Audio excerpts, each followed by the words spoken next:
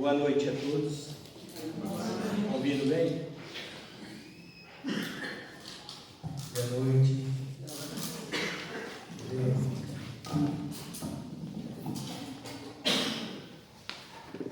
Com a permissão de Deus, nosso Pai, Jesus, nosso Mestre, direção espiritual desta casa de luz, direção física desta casa de luz, e a presença de vocês, agradeço a oportunidade e espero que o recado seja dado.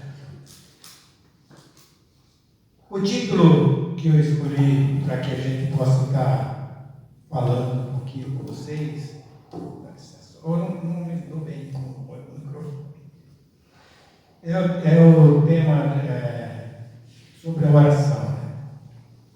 A gente sabe que a oração sempre fez parte da humanidade, das suas formas, das suas maneiras, pelos seus deuses, pelo Deus, antes era Deus, ou Deus, e pelas nossas crenças. Todos nós temos a nossa fé, a nossa busca em cima das orações. E a gente sabe que a oração ela tem um significado muito grande na vida do cristão. Vamos falar do cristão, porque nós todos somos cristãos. E muitas pessoas têm muita dificuldade com a oração. Muitas pessoas não se adaptam com a oração, porque não tem hábito, não criou hábito, ou deixou passar, deixou o tempo passar e não buscou acostumar com a oração. Quantas pessoas não oram? Muitas pessoas não oram. E a gente sabe que Jesus, ele veio entre nós e orou muito. Ele fez em várias partes do seu missionato, ele foi bem orando e pedindo a Deus, muitas e muitas vezes, inúmeras vezes.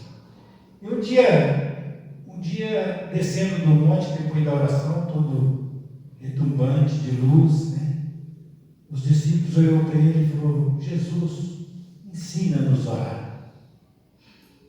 João, o Batista, ensinou os seus discípulos a orar. Queremos que tu também nos ensine a orar.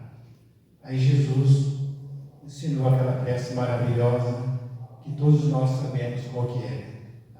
O Pai Nosso. Não vou falar do Pai Nosso hoje, e isso só ele é um tema de uma palestra. Mas o sentido da oração, o que significa a oração, e como que as pessoas usam a oração para se beneficiar, para se sentir bem. E muitas das vezes orações decoradas não traz aquele sentido que ela merece, que ela merecia ter. Pessoas falam e não sentem a oração. Muitas vezes 2, 3 palavras é o suficiente para que a gente possa estar se comunhando com Deus e sentir a presença dele. Então, várias vezes nós deparamos com pessoas que a gente perguntou para eles assim: vocês oram? Não. Eles responderam que não tem o hábito de orar. Deita, levanta, sai, faz tudo sem orar. Eu tive uma pessoa dentro da casa espírita lá, não oro. Eu penso e deito e não oro. Então a gente fica meio assustado, que a oração é tão importante na vida do cristão, porque Jesus fez muitas orações. E tem uma passaginha, uma mensagem que vocês receberam aí, que vem a prece de ser. São várias formas de oração. E essa daí tem um sentido interessante. Porque essa oração não saiu de um espírito evoluído naqueles instantes, mas saiu do espírito que buscou, que lutou, que batalhou e que conseguiu trazer essa mensagem até nós. Então nós vamos abrir ela aqui, para vocês saberem a procedência, a origem dessa oração. A dela, ela tem um escrito ali, vamos deixar ela falar um pouquinho. Deixa eu só entregar para aquele moço lá que ele chegou depois.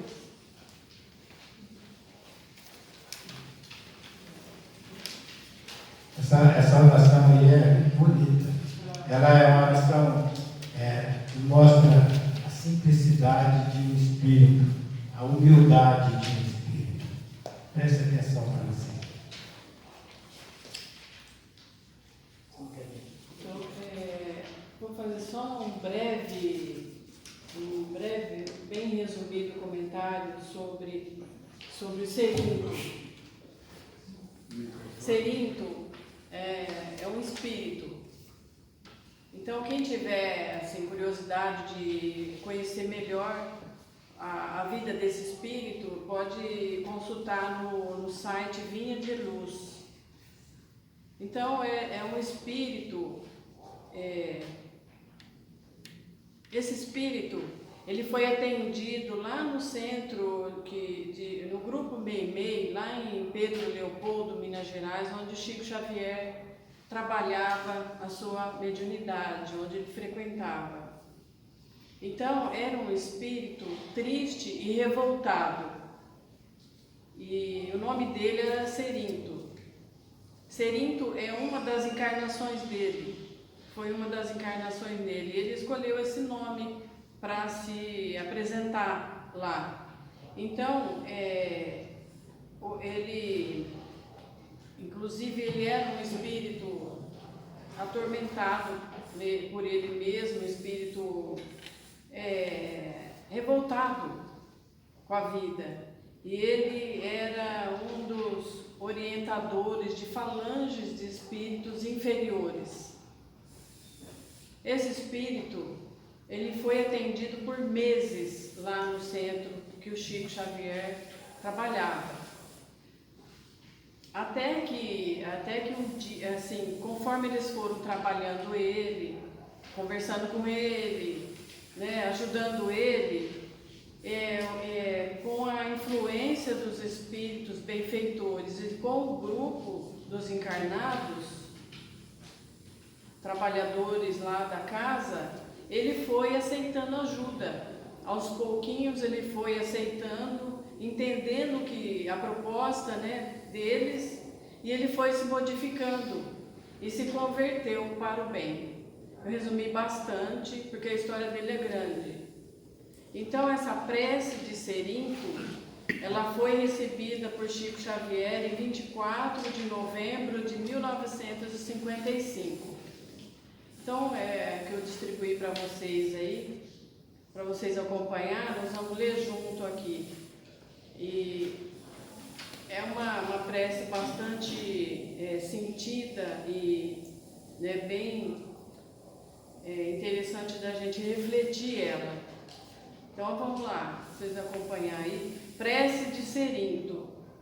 Senhor, de infinita bondade, no santuário da oração, marco renovador do meu caminho, não te peço por mim, espírito endividado, para quem reservaste os tribunais de tua excelsa justiça. A tua compaixão é como se fora o orvalho da esperança em minha noite moral. E isto basta ao revel pecador que tenho sido. Não te peço, Senhor, pelos que choram. Clamo por teu amor e benefício dos que fazem as lágrimas. Não te venho pedir pelos que padecem. Suplico-te a bênção para todos aqueles que provocam sofrimento. Não te lembro os fracos da terra. Recordo-te quantos se julgam poderosos e vencedores. Não intercedo pelos que soluçam de fome, rogo-te amor para os que lhes furtam o pão. Senhor todo bondoso, não te trago os que sangram de angústia, relaciono diante de ti os que golpeiam e ferem. Não te peço pelos que sofrem injustiças, rogo-te pelos empreiteiros do crime. Não te apresento os desprotegidos da sorte. Sugiro teu amparo aos que estendem a aflição e a miséria. Não te imploro mercê para as almas traídas. Exorto-te o socorro para os que tecem os fios envenenados da ingratidão. Pai compassivo, estende as mãos sobre os que vagueiam nas trevas. Anula o pensamento insensato. Cerra os lábios que induzem a tentação. Paralisa os braços que apedrejam. Detém os passos daqueles que distribuem a morte. Ajuda-nos a todos nós, filhos do erro, porque somente assim, ó Deus piedoso e justo, poderemos edificar o paraíso do bem com todos aqueles que já te compreendem e obedecem, extinguindo o inferno daqueles que, como nós, se atiram desprevenidos aos insanos torvelinhos do mal. Que assim seja. Deu para ver bem que essa oração ela tem um sentido diferente. Nós normalmente fazemos oração buscando a Deus, pedindo a Deus por nós, né? Ele já, depois de ter passado por toda aqueles momentos difíceis da vida dele, ele se reconciliou a Deus e fez uma oração diferenciada, muito simples, mas muito sentida. Não tem muito divulgação dela, mas é uma oração muito bonita que o Chico trouxe. Mas, voltando para o nosso tema, a gente vai ver aqui que o que é a oração traz, qual é o sentido da oração, aonde está a finalidade de orar. Então nós sabemos que a oração é pedir a Deus, louvar a Deus e agradecer. Então pedir. Porque quando nós nos oramos, nós nos elevamos a Deus pedindo a Ele que nos auxilie por alguma coisa que estamos passando, pelas nossas necessidades, pelos nossos familiares, por problemas de saúde. Nós nos buscamos a Deus em pedido, em oração. Então, através de nos voltarmos a Ele com um sentimento puro, nobre, essas orações serão ouvidas. Como muitas orações que ele diz aos Espíritos, tem muitas orações que não saem do ambiente que a gente está, porque nós não temos o sentimento, muitas das vezes, estão fazendo a oração para resolver os nossos problemas. E a oração não está aí para isso. Ela está para que nós nos fortalecemos a nossa fé, a nossa busca a Deus. Então, pedir é importante nós pedirmos. Temos o direito de pedir. Jesus deixou bem claro isso daí. Então, vamos buscar com sinceridade, com amor e com seriedade naquilo que pedimos. Coisas supérfluas, esqueça que isso não virão. E o outro sentido da oração é louvar a Deus. Louvar a Ele significa consiste em agradecer, enaltecer a Deus, a perfeição e a sabedoria dele. Não pensa nós que é só pedir. Nós precisamos também enaltecer o que Deus faz por nós. Se a gente olhar em nossa volta, a gente vai ver que nós estamos numa situação muito boa, graças a Deus, diante daquele que está do nosso lado, daquele que está mais atrás. Então a gente precisa estar percebendo isso e louvando a Deus por tudo que Ele faz para a humanidade, o que Ele faz para nós. Porque Deus, no sentido geral, Ele não escolhe. Ele não escolhe quem Ele vai ajudar, quem Ele vai. Ele ajuda no geral. Nós é que nos afastamos da ajuda dele pelas nossas ambições e vaidades do mundo. E outro sentido da oração é agradecer a Ele, porque sempre nós esquecemos. Muitas vezes nós ajoelhamos a Deus, pedimos a Ele que nos auxilie, que nos proteja, que nos ampare, e depois resolvemos nossos problemas e esquecemos de Deus. E olha, aquilo passa, quando o sapato aperta, lá vai nós de novo, pedindo a Deus, orando a Ele. Então, uma do sentido é nós não usarmos esses artifícios. Vamos procurar Deus, agradecer a Ele sempre. O hábito de agradecer a Deus é muito importante na nossa vida.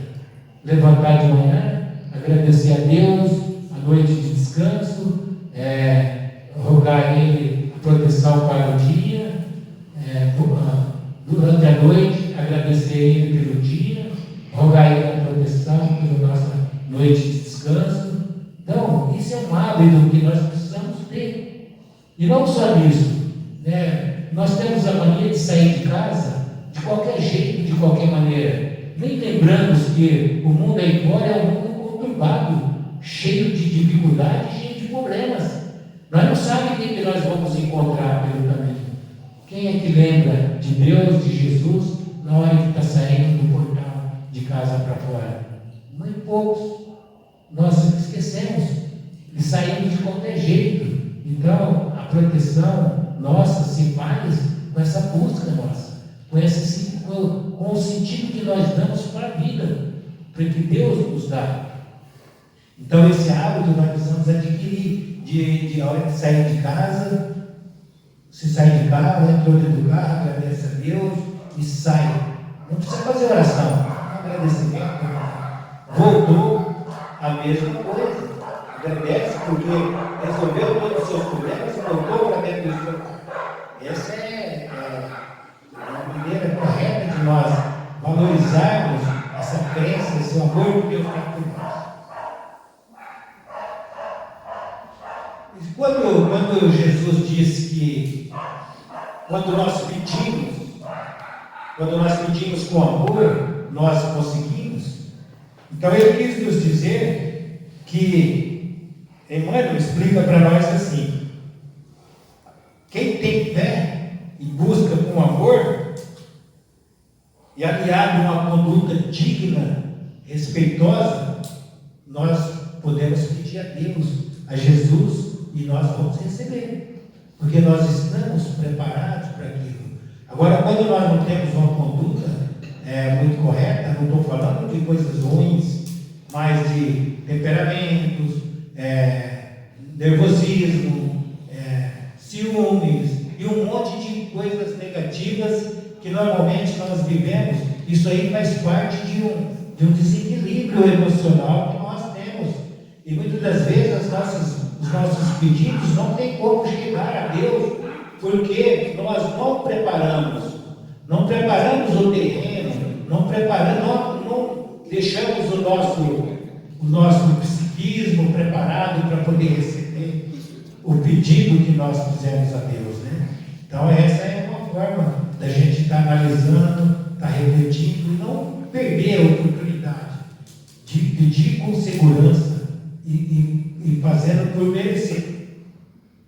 E quando nós buscamos, outro trecho, outra frase dele é: buscai e achareis. Quando nós estamos em busca de algo, nós temos o desejo de encontrar. Todos nós não vamos sair buscando algo para voltar de mãos abanando e não encontrar. Nós queremos encontrar o que nós estamos buscando. Será que aquilo que nós estamos buscando é benéfico para nós? Se é, vamos saber, buscando, batalhando para poder conseguir. Então essa busca, o que significa essa busca? É um esforço nosso, o esforço de cada um naquilo que ele almeja, naquilo que ele quer, naquilo que ele deseja. Então, sem esforço, nada tem valor. Sem esforço, nada tem valor. Nós precisamos fazer a busca nossa com o sentido da vida, com luta. Muitas das vezes a oração, mesmo sem oração, mas com lutas e sacrifício e dedicação, com o pensamento elevado a Deus, nós estamos nos ligando a Ele. Quando eu perguntava para o apóstolo Tiago, porque pouco via ele orar, perguntaram para ele: Tiago, você não ora a Deus? Ele falou: eu oro muito a Deus através das obras, eu faço tudo em nome de Deus. Então a minha oração está nas minhas obras. Mostra para mim a fé das tuas obras, que eu vou mostrar as obras da minha fé. O apóstolo Tiago disse isso. Então, nós não podemos achar que nós vamos conseguir tudo de Deus, de mão beijada, de qualquer jeito. Não, nós precisamos nos preparar para isso. Nós precisamos estar conscientes daquilo que nós estamos buscando. E outra frase que ele disse: batei e abrir-se-vos. Essa é outra frase que Jesus disse. Significa o esforço. Todos nós temos que nos esforçar por alguma coisa. Nenhuma porta vai abrir de qualquer jeito. Nenhuma. Se você não chegar e bater e fazer o esforço, essa porta não vai abrir. Você pode chegar na frente da porta e ficar ali, fazer uma oração para Deus na frente da porta, não adianta nada. A porta não vai abrir. Mas ela se abrirá com o nosso esforço, com a nossa busca, com a nossa luta para conseguir as coisas. Muitas pessoas reclamam que o lar está em desarmonia. Não consigo controlar os meus filhos, o marido pouco descabeçado, a mulher nervosa. Muitos lares se encontram dessa forma hoje em dia. Só parar um pouquinho para ver, a gente fica assustado com o que a gente vê em lares, não de pessoas ruins, lares de pessoas boas, pessoas do bem. Então a gente vê lar totalmente descontrolado, conflitos entre marido e mulher, o problema da bebida, o problema das drogas, que faz com que os lares se descontrolam. Olha, tem famílias que sofrem muito. Então, para que a gente possa ter uma condição de buscar Deus, a primeira coisa que nós temos que fazer, além dessa nossa preparação espiritual interna, nossa reforma íntima, a nossa transformação moral, é procurar harmonizar o nosso lar, fazer com que o nosso lar esteja preparado para poder receber as bênçãos de Deus, para poder receber a presença dos espíritos de luz. Um lar descontrolado, desorganizado, não tem como ter paz. Como que vai ter paz? Se os filhos não oram, se a mulher e o marido não oram, se existe a desarmonia através da impaciência, através do ciúme, então começa a criar um conflito no lar. E o conflito no lar é o primeiro passo do desequilíbrio, tanto dos filhos lá fora, como da própria convivência conjugal.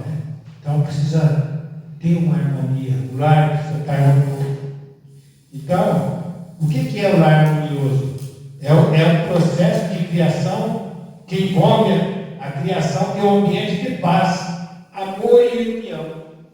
Esse é que é um lar harmonioso. E como se consegue melhorar essa harmonia no lar? Se consegue melhorar a harmonia no lar fazendo o evangelho no lar. Escolhendo um dia por semana, aqueles minutos, 15, 20 minutos, reunir a família e preparar esse lar, para que ali se harmonize, para que ali se conquiste a paz, para que ali se conquiste a presença dos bons espíritos naquele lar, né, que é o que nós precisamos. Hoje nós estamos vivendo uma vida aí fora muito cheia de tribulações, muito cheia de sofrimento, o celular dominando a vida do jovem, dos adultos e de todos, né? Há pouco tempo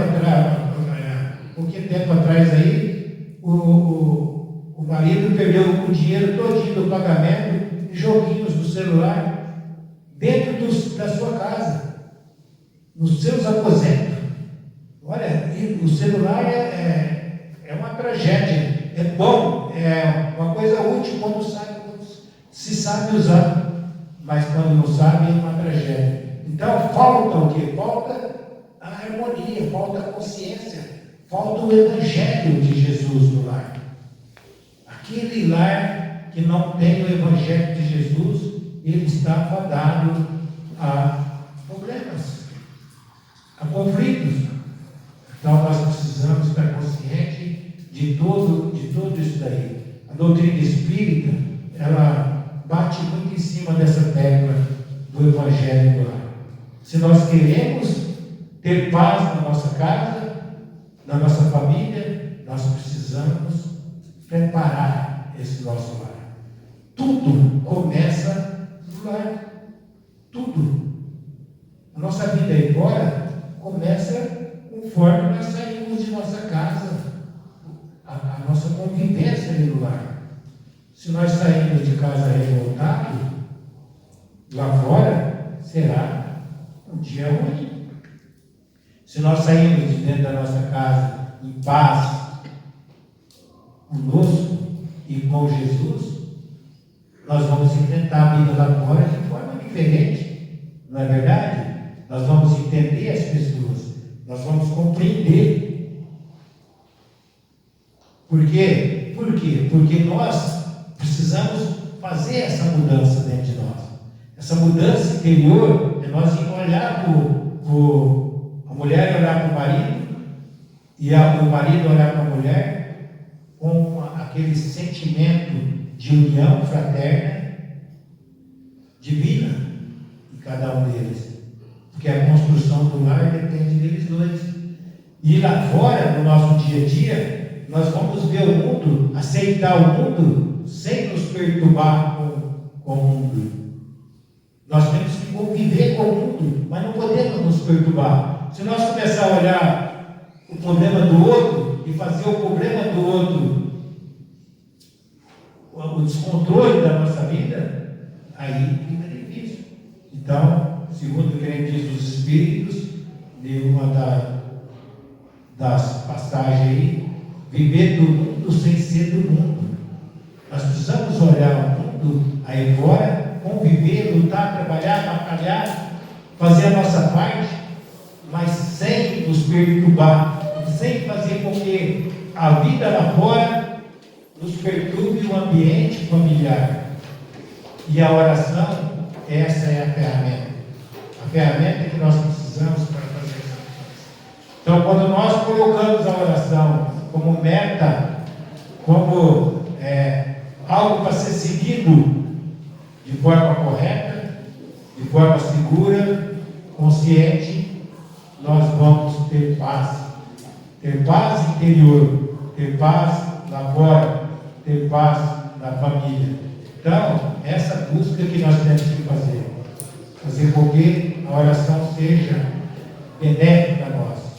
E sempre nós, sempre na época da humanidade, toda a época da humanidade, a oração fez parte de todos aqueles que buscam Deus, né? E tem várias orações. Cada religião tem a sua forma de fazer a oração, de pedir a Deus, de agradecer a Deus, né? A doutrina espírita tem as suas orações. O Pai Nosso, essa prece que nós vimos aí, e tem uma prece muito importante para nós, muito interessante, que o Espiritismo usa muito, que é a prece de Cáritas. Se a gente parar um pouquinho para refletir, a prece de Cáritas é uma lição de vida. É uma lição de vida.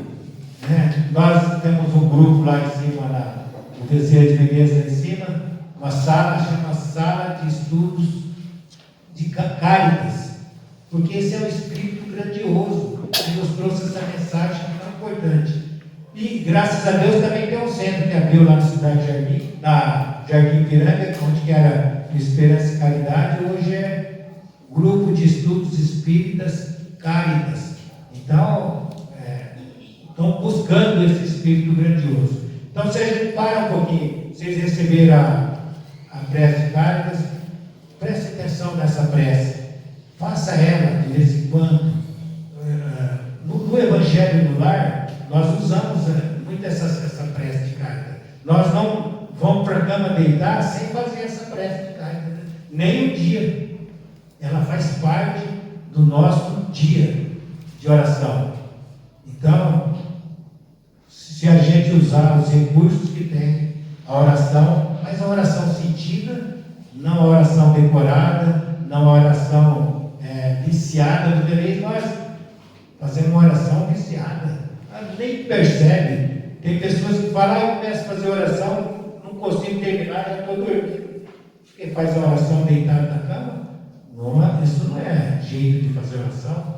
Faça sentado, faça confiante que a gente vai conseguir receber. Então é uma ferramenta importante que nós temos para poder harmonizar a nossa vida, os nossos sentimentos, os nossos pensamentos.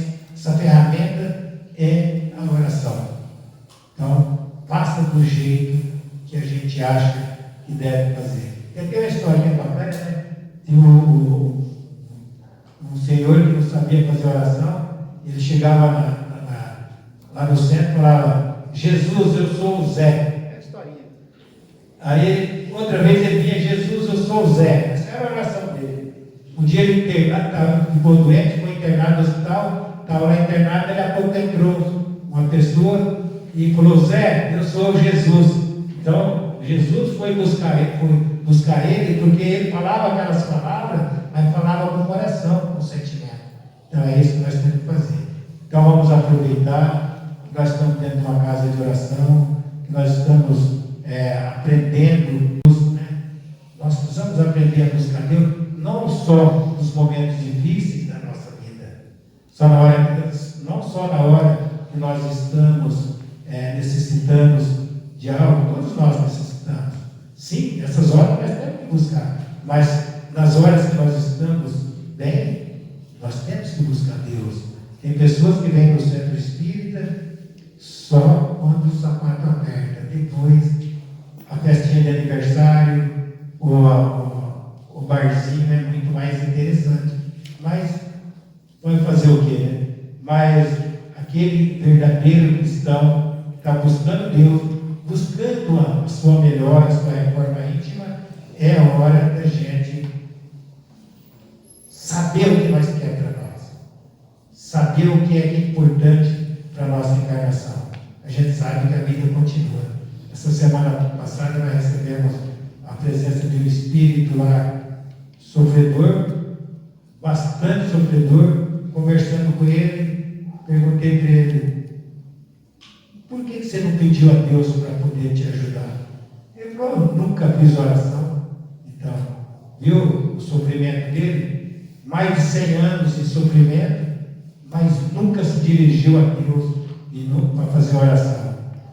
Aí eu pedi para ele, pense em Jesus, então agora, conversa com Jesus do seu jeito. Você vai perceber que Ele está presente na nossa vida.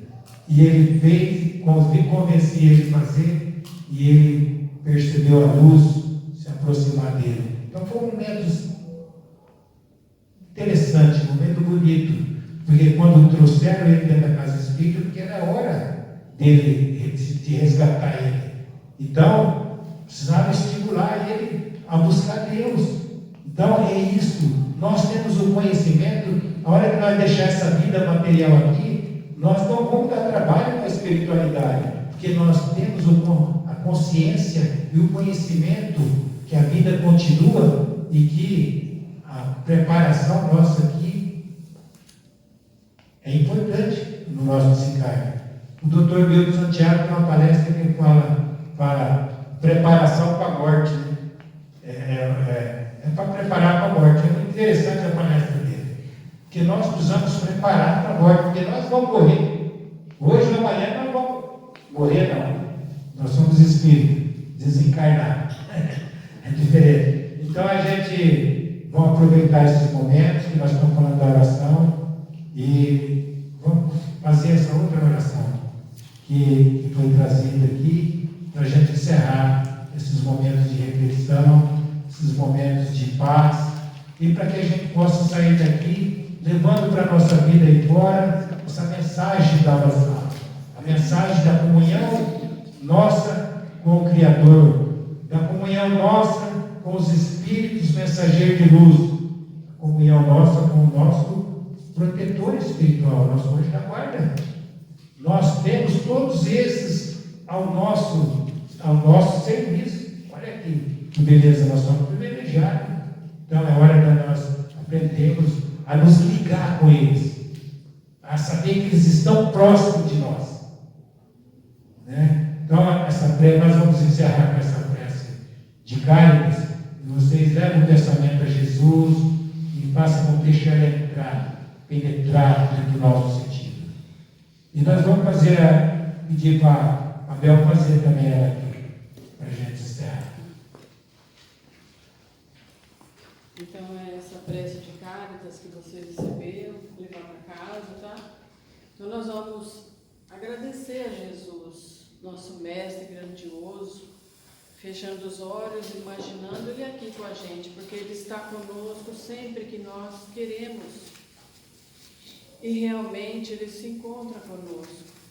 Agradecer aos nossos amigos e irmãos, trabalhadores dessa casa abençoada. Agradecer à equipe espiritual dessa casa que nos acolhe com tanto carinho. Obrigada, Jesus, pela oportunidade grandiosa de estarmos aqui contigo, Mestre, e com todos esses irmãos. Deus, nosso Pai, que sois todo poder e bondade, dai forças àquele que passa pela provação, dai luz àquele que procura a verdade, ponde no coração do homem a compaixão e a caridade. Deus, dai ao viajor a estrela guia, ao aflito a consolação, ao doente repouso.